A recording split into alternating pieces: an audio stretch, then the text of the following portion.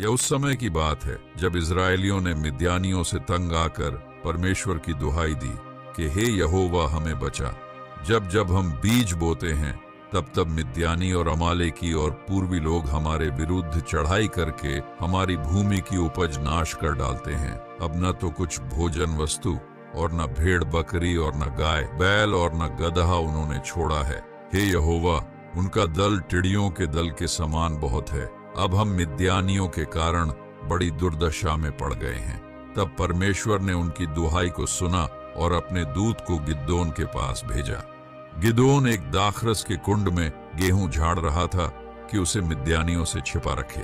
तब परमेश्वर के दूत ने उसे दर्शन दिया और कहा, हे शूरवीर सूरमा, यहोवा तेरे संग है। गिदोन ने उससे कहा, हे मेरे प्रभु, विनती सुन, यदि यहोवा हमारे संग होता तो हम पर यह सब विपत्ति क्यों पड़ती? और जितने आश्चर्य कर्मों का वर्णन हमारे पूर्वज करते थे, क्या यहोवा हमको मिस्र से छुड़ा नहीं लाया और वो अब कहाँ रहे? अब तो यहोवा ने हमको त्याग दिया है और मिद्यानियों के हाथ कर दिया है। तब परमेश्वर के दूत ने कहा, परमेश्वर ने तुझे चुना है और तुझे भेजता है कि तू ही इजरायलियों को मिद्यानियों के हाथ से छुड़ाए। अब अपनी इसी शक्ति से जा और यही कर। फिर गिदोन ने कहा, हे मेरे प्रभु, मैं इजरायलियों को कैसे छुड़ाऊं? और मेरा कुल मनुष्य में सबसे कंगाल है और मैं अपने पिता के घराने में सबसे छोटा हूँ। दूत ने कहा, निश्चय मैं तेरे संग रहूंगा, सो तू मिद्यानियों को ऐसे मार देगा जैसा एक मनुष्य को।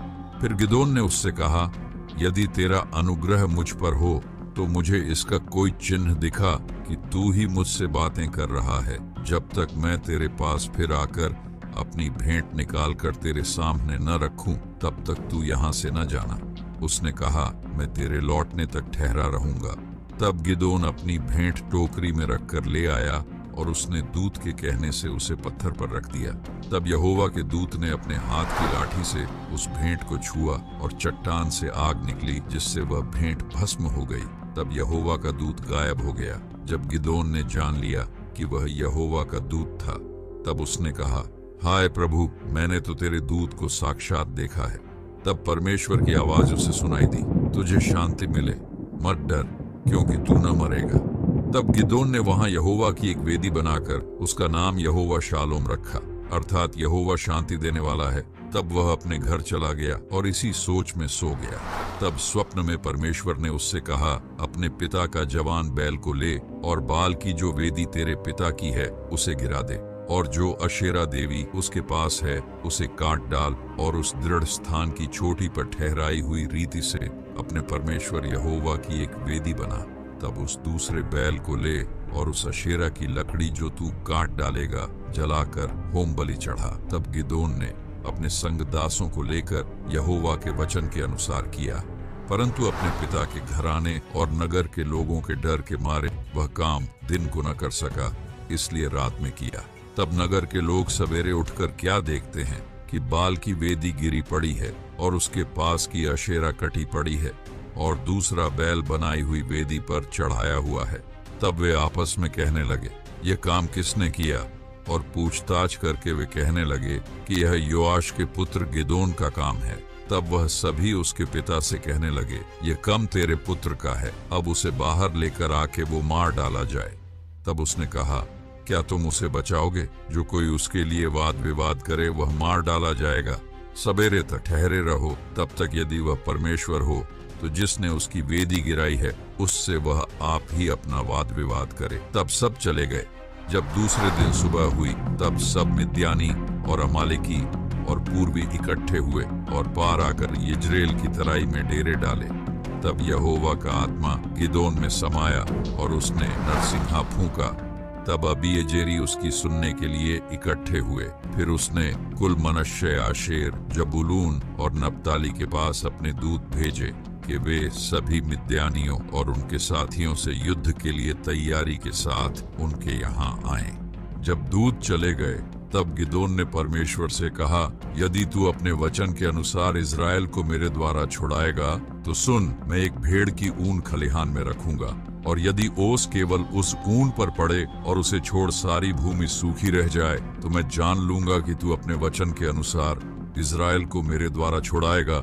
और ऐसा ही हुआ। जब उसने सवेरे उठकर उस ऊन को दबाकर उसमें से ओस निचोड़ी, तब एक कटोरा भर गया। फिर गिदोन ने परमेश्वर से कहा, यदि मैं एक बार फिर कहूं तो तेरा क्रोध मुझ पर न भड़के।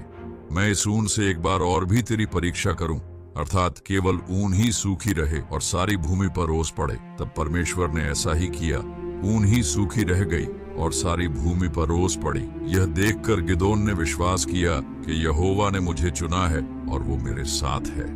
जब सब लोग जो उसके संग थे सुबह उठे और हरोद सोते के पास अपने डेरे खड़े किए और मिद्यानियों की छावनी उनकी उत्तरी ओर मोरे नाम पहाड़ी के पास तराई में पड़ी थी, तब गिदोन ने परमेश्वर से पूछा।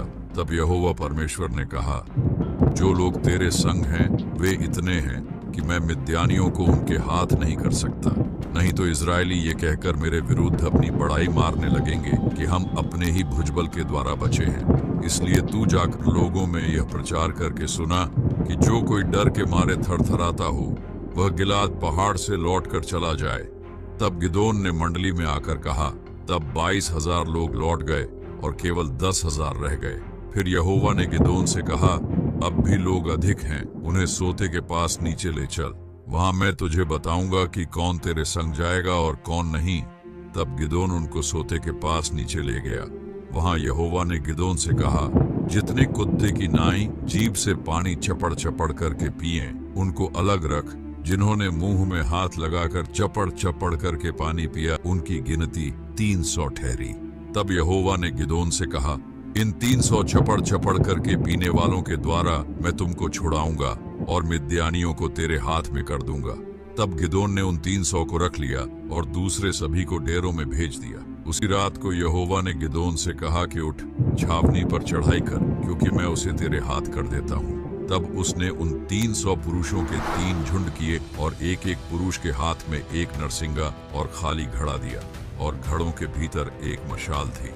फिर गिदोन ने उनसे कहा, मुझे देखो और वैसा ही करो। सुनो, जब मैं उस छावनी की छोर पर पहुंचूं, तब जैसे मैं करूं वैसा ही तुम भी करना। अर्थात जब मैं और मेरे सब संगी नरसिंहा फूंकें, तब तुम भी छावनी की चारों ओर नरसिंगे फूंकना और ललकारना कि यहोवा की और गिदोन की तलवार। तब वह गए और उन्होंने वैसा ही किया। तब वे छावनी के चारों ओर अपने अपने स्थान पर खड़े रहे और फिर सब सेना के लोग दौड़ने लगे और उनके चिल्लाने को सुनकर दूसरी सेना कांप गई। और यहोवा ने उन सभी को इजरायलियों के हाथ कर दिया और दूसरे गोत्र के लोगों ने भी आगे से उनके साथ युद्ध किया और यरदन नदी के बेतबारा तक अपने वश में कर लिया और उनके राजाओं को भी घात किया। युद्ध के बाद जब उन्हें विश्राम मिला, तब उन्होंने गिदोन से कहा, तू हमारे ऊपर प्रभुता कर, तू और तेरा पुत्र और पोता भी प्रभुता करे, क्योंकि तूने हमको मिद्यान के हाथ से छुड़ाया है। गिदोन ने उनसे कहा, मैं तुम्हारे ऊपर प्रभुता न करूंगा और न मेरा पुत्र तुम्हारे ऊपर प्रभुता करेगा, यहोवा ही तुम पर प्रभुता करेगा। गिदोन ने उनका राजा बनने से इनकार कर दिया, क्योंकि वह जानता था कि यह जीत उसे अपनी शक्ति से नहीं परंतु प्रभु ने उसे दिलाई है। इस तरह परमेश्वर ने इजरायलियों को शांति दी और जब तक गिदोन जीवित रहा, अर्थात 40 वर्ष तक देश में चैन रहा। फिर गिदोन पूरे बुढ़ापे में मर गया। ये कहानी हमें सिखाती है कि जब हम सच्चे विश्वास, नम्रता और धैर्य के साथ आगे बढ़ते हैं तो कोई भी कठिनाई हमें रोक नहीं सकती। अगर हमारी ये वीडियो अच्छी लगी तो लाइक और सब्सक्राइब जरूर करना और कमेंट में जय मसीह की जरूर लिखना। तो मिलते हैं एक और नई वीडियो के साथ, तब तक के लिए जय मसीह की।